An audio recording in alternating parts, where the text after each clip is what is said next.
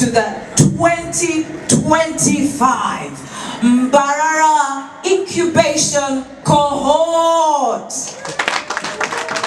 Oli Regional Manager w'ekitongole kya Uganda Revenue Authority omuri Mbarara Peter Twesigamukama yarabira bakama baza business okurekeraho okutuma abantu kubahandikiza za business zaabo omu URA ahabo kuba bamwe nibakora enshobi ezirikwija zikateganisamu omu business. Type of business are you doing?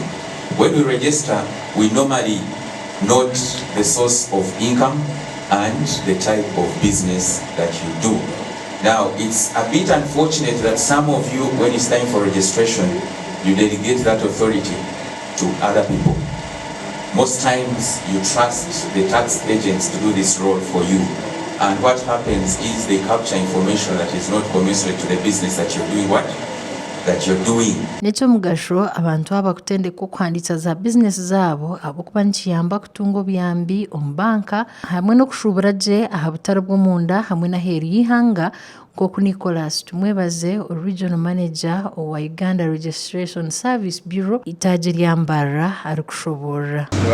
Ndangu ba registering business zaabo kandi ko registering a business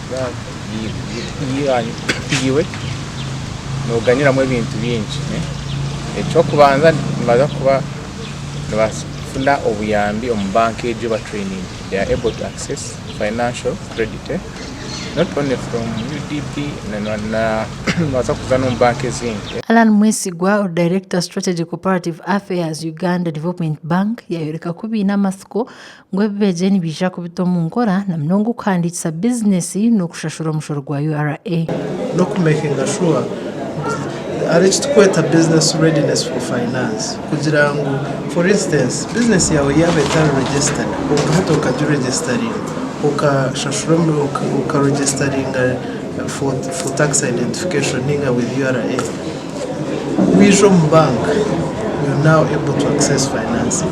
Okay, ninga shwijo mu UDP tubasa kukwatiraho. Omushubuzi omu tawuni ya Mbarara tumwebaze John Chirimi yahiga abantu basi omu business okuba beesigwa kweza ekitiinisa kandi n'okwebeera kibayambe kubaasa kuhangaza business zaabo.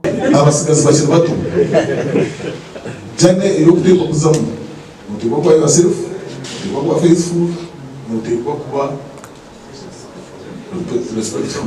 omwe omu batendekirwe Justice atwijukire Jase orukukora obwokyo bwakora hane yayoreka ko bwahati ayegere kuguma nakora ebihandiiko aha business ye ekiramuyambe n'omukukoratira emishoro ye ya URA. Ebihandiiko bya business yitu omu buteeka nikimanyisa ngu wagura obwoki aha muhingi okihandiki, waguza obwoki omu supermarkets nasho mu maduuka nashi customers babugura ukihandiki, then nana abandi bantu nka URA narishi aba UNBS bija kubuza ebikugenda mu misho obo byine batakaza kubuza nk'omuntu kwiyo bayimba birebo mu bitabo. Kujwara oku kwaba kuri kwa mushanjo mu Uganda obo Uganda Development Bank erikugenda mu misho kwegesa abantu baza business emyogo etari yemwe nemwe.